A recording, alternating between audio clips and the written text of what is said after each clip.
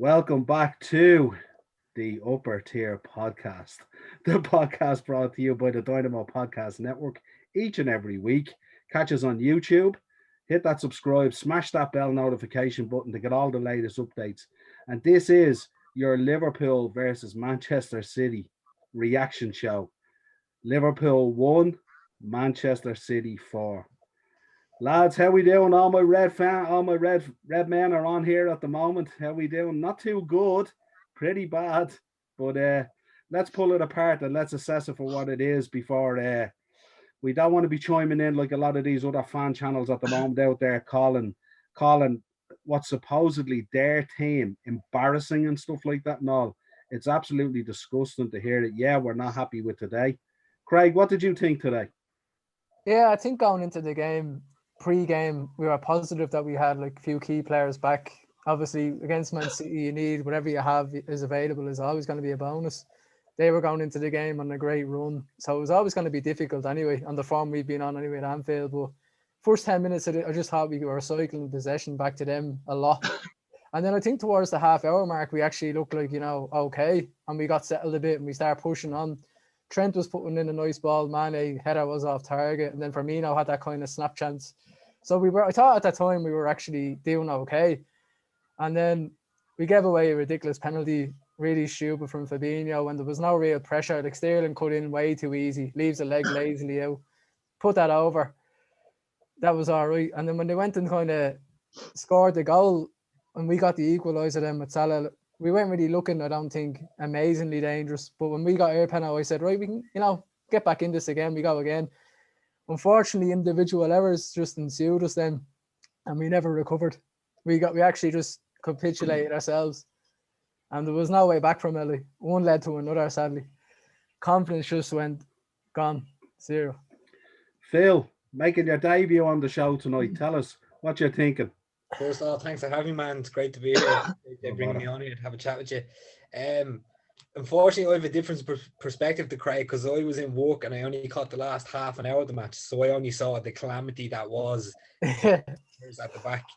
And just like to reinforce what Craig said, just a series of individual schoolboy errors. Like Alisson, world-class goalkeeper, done so much for us over the last 2 seasons. Put your foot through it. Get rid of it out of the box. Don't be messing around with it. And like, if you mess around with a team like City like that, you're asking for trouble, I was expecting a bit of a reaction from the lads today, especially after losing to Brighton earlier on this week. I was expecting us to, and like Craig said, having a few key players back to kind of spur us on a bit, being at home and all that. But yeah, we just didn't turn up. Just one of those weeks. We just didn't turn up today.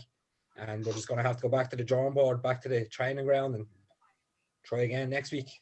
See how it goes. Well, I suppose the one positive thing we could look at is that hopefully we'll have Diogo Jota back soon, and hopefully Kabak will be in the team, and maybe Ben Davis will make their way in there, and they'll have another full week of training now because obviously we've no FA Cup time midweek.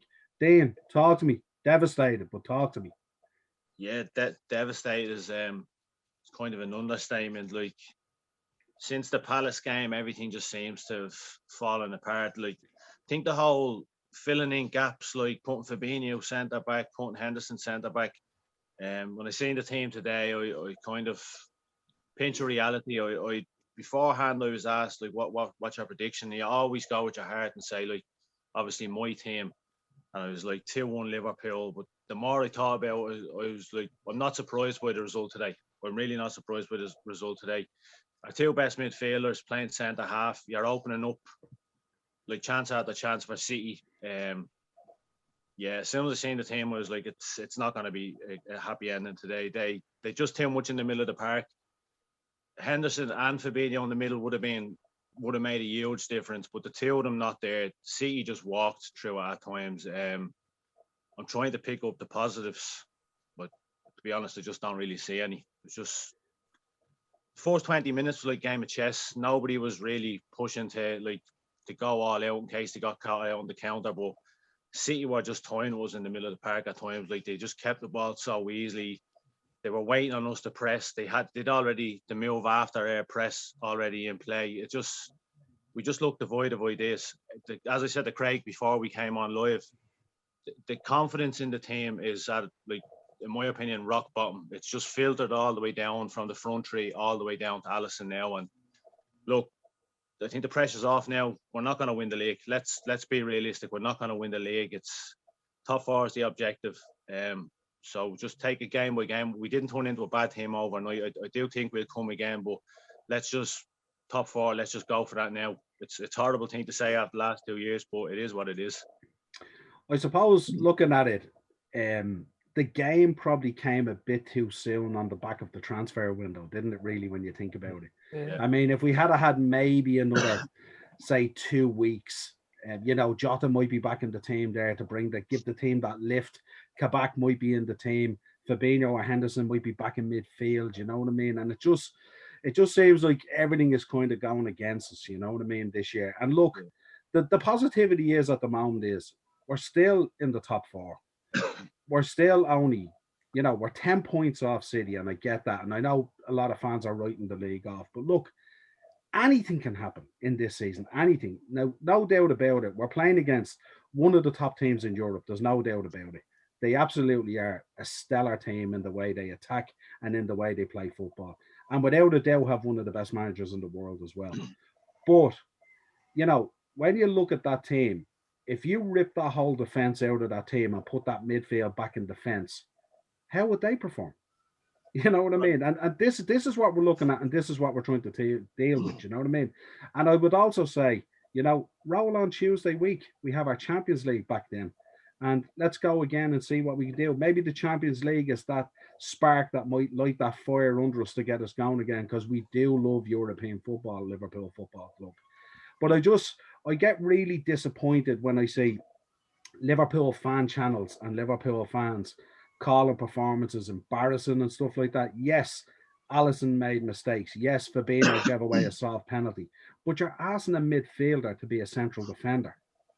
And you have a goalkeeper that's coming back again off an illness. It's a midfielder's tackle, really, though, isn't it? Like leaving the leg out. It's midfielders, He sort of didn't know whether to leave the leg out or take it away. He was in two minds, and then he got caught, But yeah, look, hats off to City. They played a great game. There's no doubt about it. And look, good luck to them if that's what they do. Look, we did it last season. We battered everyone. We won the league by 20 points against City. You know what I mean? So the gap is 10 points. As I said to guys earlier, there's 15 games to go. There's 45 points up for grabs. Anything can happen. We're not going to surrender this title. This title here, this is our title. And we're not surrendering this until mathematically we can't win it. And that's the way it is. And that's what we are as Liverpool fans. We go again. This means more. At the end of every storm, as the song goes, you know what I mean? And that's the way it's going to be. But to listen to some of those Liverpool fan channels at the moment, calling the team embarrassing and things like that, it's absolutely disgusting. That team has provided us over the last 2 to 3 years with nothing but joy and pride and happiness. And it's not that team's fault that players have to play out of position. It's not Henderson's fault that he has to play centre back.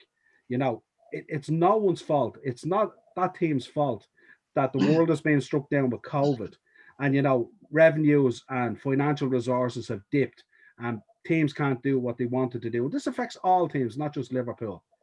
But Anfield is a very special place when there's fans there. There's no doubt about it. There's nowhere else on the planet that experiences a night at Anfield with the fans there.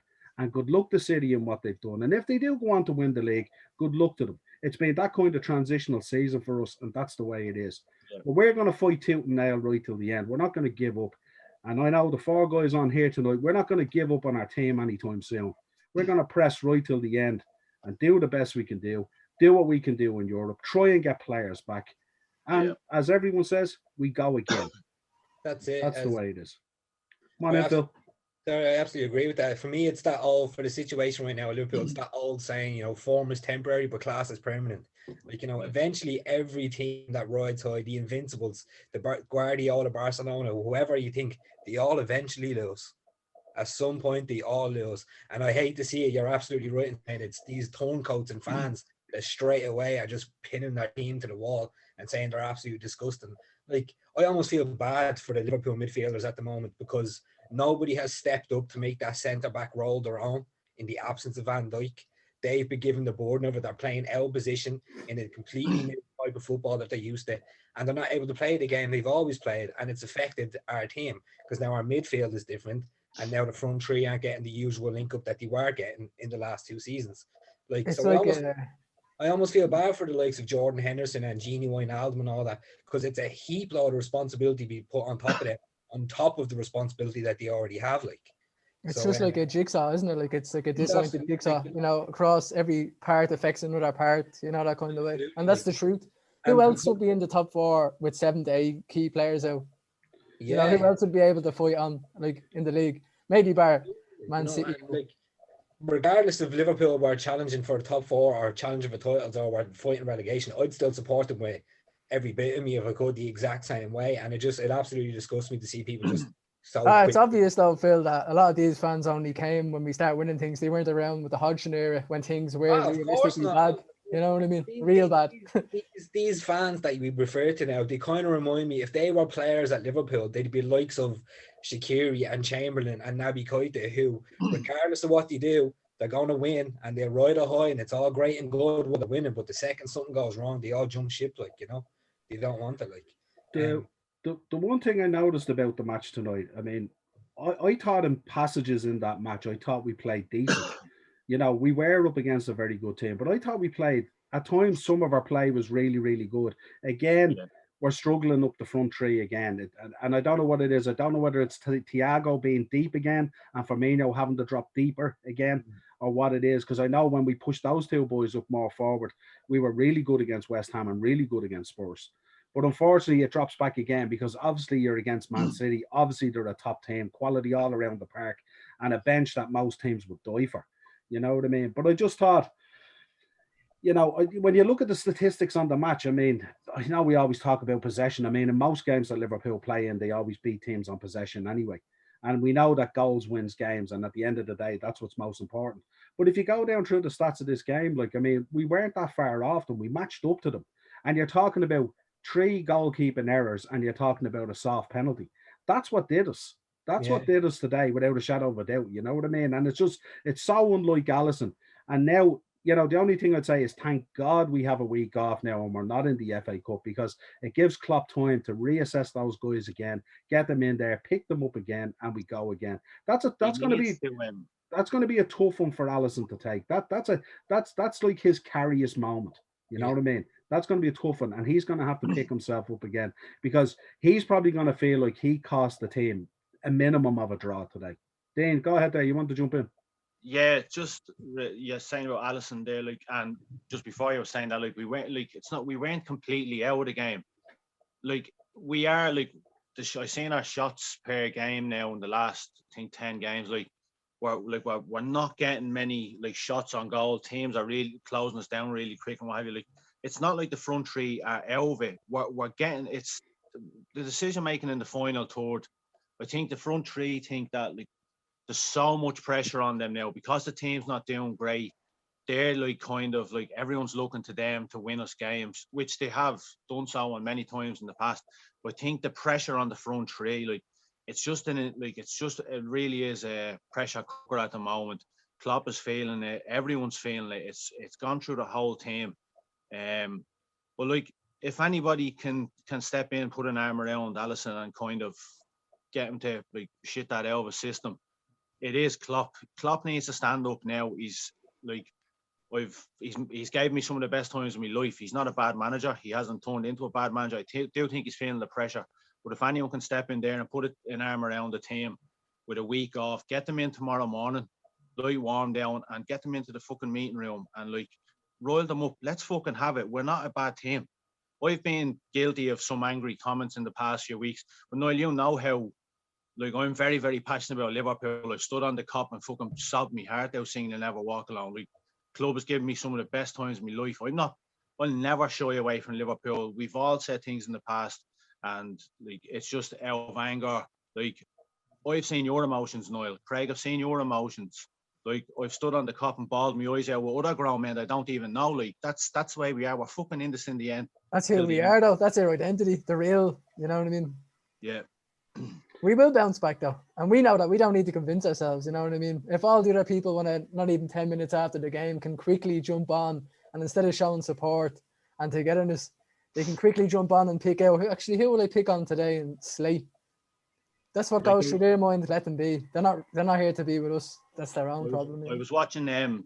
As soon as the game finished, you get the notification for the Redmen TV, the after game, like kind of breakdown of things. And as I said, I've been guilty of angry comments in the last few weeks. Well, like it pales in significance to what other people are saying. Like if people like death threats towards kids nowadays, like in the Liverpool team, lads who aren't even playing, like, you know what I mean? It is sad. It is going to pass and all, but like I think people need to take a step back and be like, look, the last 2 years we've been on 120 miles an hour. We're down to our bare bones. Like looking at tonight, I was kind of said, right, well, top 4 is the objective, but the no fans thing is really, really killing us as well. I know everyone's in the same situation, but if anything, Liverpool have suffered the most. I'm not saying that being biased as a Liverpool fan, but Liverpool have really suffered the most with no fans in the ground. Like imagine the entry City would have got coming down Anfield Road, as we said on the previous podcast, the flares, banging the bus, the lot. They would have been defeated nearly. Well, not defeated as such, but they would have been at a disadvantage nearly going into the game. Nearly a goal down already before the game. It makes a massive difference, like massive.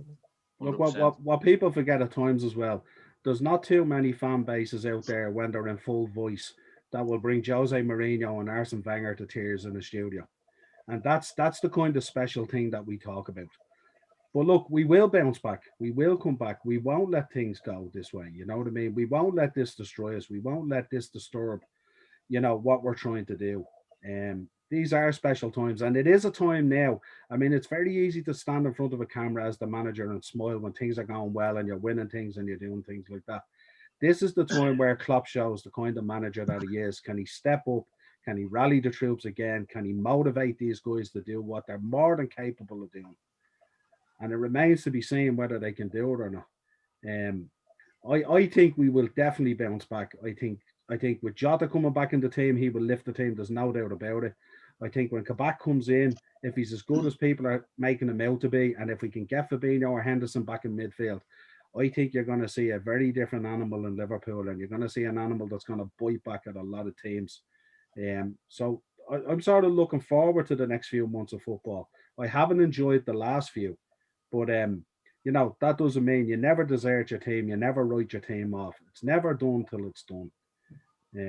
So like you said there, like Quebec and all, like coming into the team. Like who's to say this fella Davis doesn't step in and is a fucking Sammy Hippier? You know what I mean? Like that's I was looking at it and saying, like, Jesus, like we're really scraping the barrel. 2.5 million of fella off Preston who, let's be honest, before we signed him, we'd never heard of him. I never heard of him. Who's to say he could come in? And who's to say, like, look how much we bought Sammy Hippier for? That's the way I'm looking at it. Like it's a win-win situation. If he plays 15, 20 games for Liverpool and Klopp chooses to sell him, we get 10 million for him. You know what I mean? It's a win-win situation. I'm looking at it really positively and thinking, you know what? There's no pressure on him whatsoever. Everyone thinks he's coming in to fill a gap on a bench, like sit on a bench. Like he could come in and be the next Sammy Hippier. So look, I'm going to stay positive about that one until I see differently. Yeah, I absolutely agree with that as well, because he has no price tag to live up to. I think he can just come in and play his football and show himself as a player. And to be honest with you, I never heard of him until I seen this. So that night I went and checked out a few clips of him, and I know the league is vastly different than the pedigree of football, but he seems like our type of defender. He's a good ball playing defender. He's tall, he's strong. He can make a good pass as well, and he's all right going forward. So exactly like you said, he could be the next Hippie. He could be like a Danny Agger, bought him for nothing and could become an absolute staple for us, like at the back. Tell you what, if he's the next, even if he's the next Daniel Agger, jeez, I miss someone like him in the team. Yeah, Danny Agger, we bought him for 5 million off Brøndby, and he was our centre back for like 8 years solidly. Like that's what I think that's what we need as well. Like, someone to step. He was to the core, like you like. Yeah, you swear he was a Scouser born and bred. I swear he was Liverpool born and bred, like literally. Yeah. He gave his heart to the club every single game. He put it on the line, and that's no. So I'm like you as well. I'm keeping it positive. Ben Davies, he could be an absolute gem. that we just find out of nowhere. And if he doesn't, we'll tell him all to get a fee from him. And if I he think it'd be very good to throw Kabak in the Champions League tie, because I'm sure he'd have familiarity with Leipzig after playing the Bundesliga. You know, it mightn't be a bad time to put him into that kind of game. my only concern with Kabak at the moment is that he's going from a team that have been losing a lot to play for Liverpool now. Like, you know, that's my only concern. But then again, he's we like, get a boost hopefully from what's around, you know, like with Allison and Henderson. But then again, and Klopp has never been really a manager to rush players in. He always takes his time to ease them in. So maybe he could ease Kabak in, and then he could become another star for us. Like, you know, never know. I think when he assesses the game today and he sees what happened in midfield, I think he'll be. I think there'll be a change in defence, and I think you'll see the boys, either one or two of them, potentially back in the midfield again, because that's really where we're getting hurt at times, you know. Yeah. The one thing I would say as well is it wouldn't be the first time we've gone to the championship and bought a player. Absolutely. And he turned into the best left back in the world. Relegated with Hull. There you go. You know what I mean? So we've a history of doing the business that way. Well, look, I'm delighted you all came on because you're all smiling again now. You know, I'm sure you weren't smiling a half an hour ago. You know what I mean? You know what? Isn't that what it's about? Like, you know, you talk about it and you still smile and you have their support. That's what it's about. Like, you know, I bet you all those other people on the other channels or whatever who are giving Liverpool loads are in a horrible humor right now. And you do it. Go on to your later, boys. Like, you know. Well, we're gonna keep the wave of positivity going this season right till the end. 100%, man. 100%. So, great to have the three years on, lads. Again, thanks for coming on for the match reaction. I know these aren't easy when these kind of things happen, but look, we always try and put a smile on the faces, put some positivity on it, and we keep on going. We never walk alone. Go ahead. Just before we go there, Noel, what you were saying there about everybody, like, we're all smiling and laughing now, but I think it's this. I love coming onto the podcast now and trying to get on. Like, this is my second one. Trying to get on as many as I can. Like, it's with all the shit that's going on at home, not being able to meet up with the lads for a point. Noel, I can't draw. I haven't seen you in person, and geez, God knows how long. But like having this coming on, having a laugh. Like when I was doing that little rally cry, like I was choking up. Like I love doing this, Noel. Appreciate what you're doing, mate. Nah, brilliant, great to have you on. So as always with the admin, lads, the Dynamo Podcast Network on YouTube. We're also on Anchor and Spotify. So if you prefer the audio, if you're going for your pandemic walks or runs or whatever it is, we got the audio up there. We got content dropping every day. Don't forget, tomorrow evening we're recording the Monday mashup. That's going to be dropping probably Tuesday morning, where we have the panel on again discussing everything over the weekend, plus a look towards the FA Cup. It's been brilliant having you on, guys, and really appreciate it. And we go again.